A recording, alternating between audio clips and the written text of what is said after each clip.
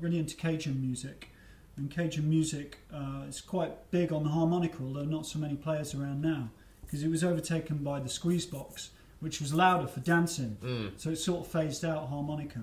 So is the Cajun is obviously from a certain part of the world and a certain style of yeah. So it was the Arcadian people moved from, I believe, what is now Nova Scotia. Okay. Up there down to Louisiana because of a war, and they were displaced and ended up settling in the swamps of Louisiana, because that was the place where no one else wanted to live.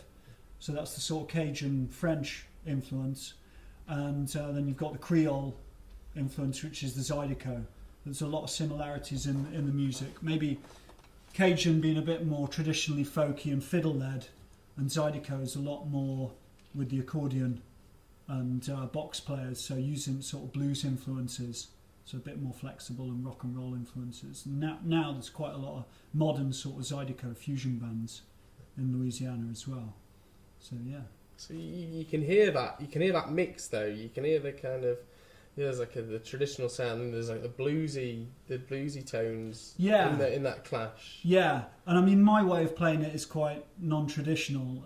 So I've sort of grown up listening to Cajun music because my dad was in Britain's, maybe the first Cajun band, or definitely the longest running Cajun band. So they had a bit of a scene in the Midlands with dances and getting musicians over from Louisiana in the 90s. So a bit of a niche thing in Derby. So I've sort of grown up listening to Cajun music, but not really learnt the tunes note for note, but it's certainly an influence in my playing and mixing it up with blues and other sort of styles. Yeah, it's nice to hear the versatility of the harmonica, because you can get so much from something so small. Yeah, absolutely. And actually, the note bending is something you can't do, on the accordion so much. But the accordion wins for volume. Yes. So the harmonica's perhaps a bit more soulful sound. Yeah. And bending the notes, and that's why it probably was. Well, I guess with blues music, it fits quite well. Yeah. Did you know any little blues tunes? Or? Sure. Yeah.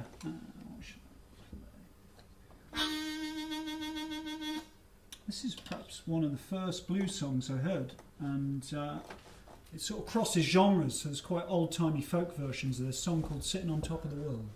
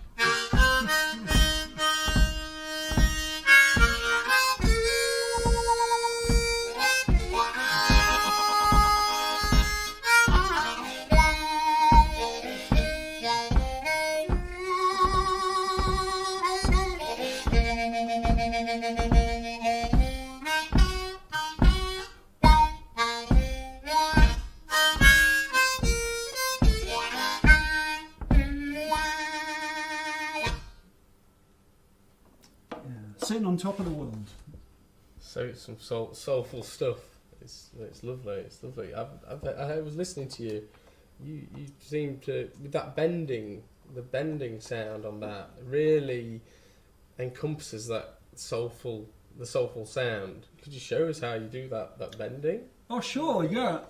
It's a bit of a knack, to be honest, on the harmonica. For some people, they can pick up a harmonica and do it straight away, and others, it can take a little while.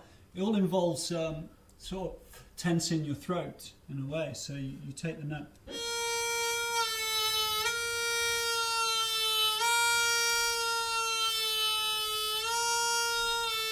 which is a real unique feature of the harmonica. That you can do that but play chords at the same time and mix those things up. Okay. So single notes with bending, and then chords,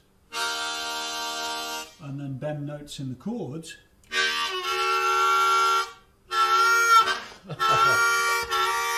And this is really how the blues came around on the harmonica, the turn of the 20th century, because harmonica players started to imitate the sound of steam trains. Yeah. Going for those sounds, and then found you could get all these bluesy stylings on the harmonica, and that's really when the whole blues harp tradition started to evolve. Up until then, a lot of people were playing more in a kind of folky style on the harmonica, which sounds a bit more twee. Yeah.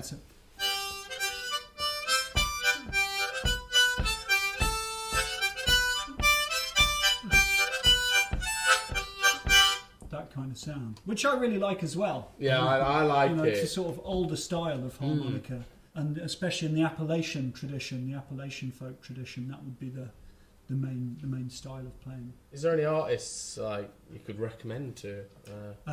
Probably the main one that everyone is the sort of go-to. We call it in the harmonica world. No one else would have heard of this, but we call it pre-war blues harp. Okay. So anything which is sort of pre-Chicago. Harmonica goes under the genre pre-war blues harp, but there's a guy called D. Ford Bailey, who was he was probably one of the main proponents of that style, and he was actually the first African American musician to ever play at the Grand Ole Opry. So he was a real hit at the Grand Ole Opry. This tiny little guy, who's some sort of five foot tall, making this enormous sound with the harmonica. And he was a massive hit at the time in the States. So in terms of the folk playing, is there any players like Appalachian players or? Yeah, I mean it's a very niche market these days. I actually took a few lessons with a guy on Skype he's from Arkansas. He's a great harmonica player called Seth Shoemate, who's his grandma played folk harp, when he was a boy, and he sort of really got into the tradition and actually listened to a lot of these old players and worked out what they're doing note for note.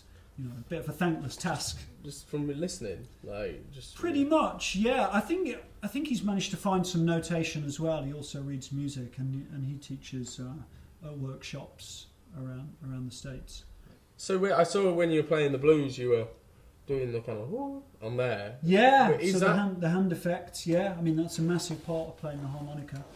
So is that more to cut certain frequencies off, or what? It's really just shaping the sound, just creating different timbres, if you want to be proper about it. I mean, I always think with the harmonica that the sounds, as my old teacher used to say, everything's generated from the bellows here of the instrument. That's what's powering the thing, and then your lips are simply shaping the sound, as is your throat, and then you've got all these ways of putting effects on the sound, and probably the hands is the most accessible. Yeah.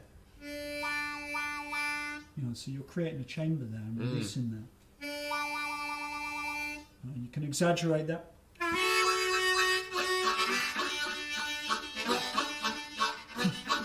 You have to be careful there, not to hit it too hard, and you can hurt your teeth. Oh yeah, I can imagine.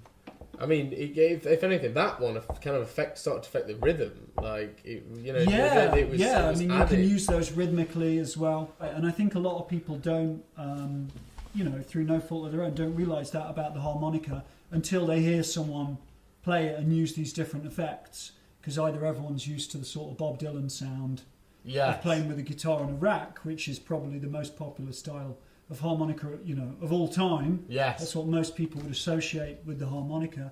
Or then there's the amplified, heavy blues sound, which is kind of the distorted sound. But, just to show that there's loads of different things in between that and lots of different effects. And so could we hear something from the Sweet Corn Cup?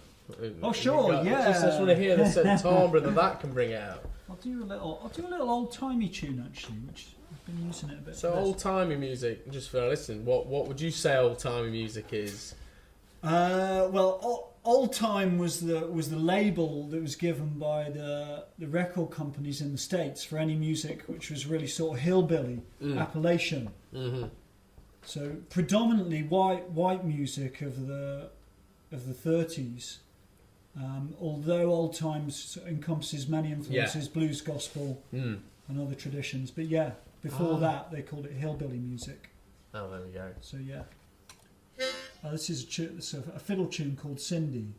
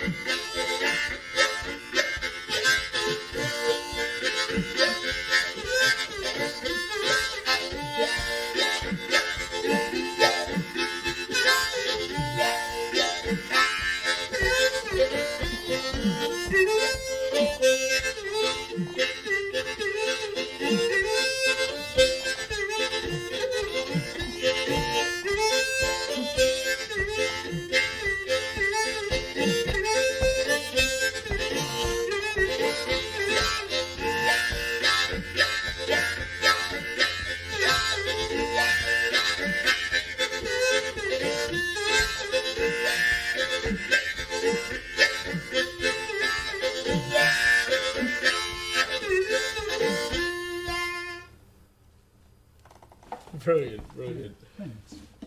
So that was Cindy. Cindy, normally played by fiddle players and banjo players. So it's a common session tune. You'd hear it any old time session. Well, it's been really lovely having you on, Ed. Well, thanks very much. You've taught me and taught everyone so much. And but yes, thank you very much. Thank you.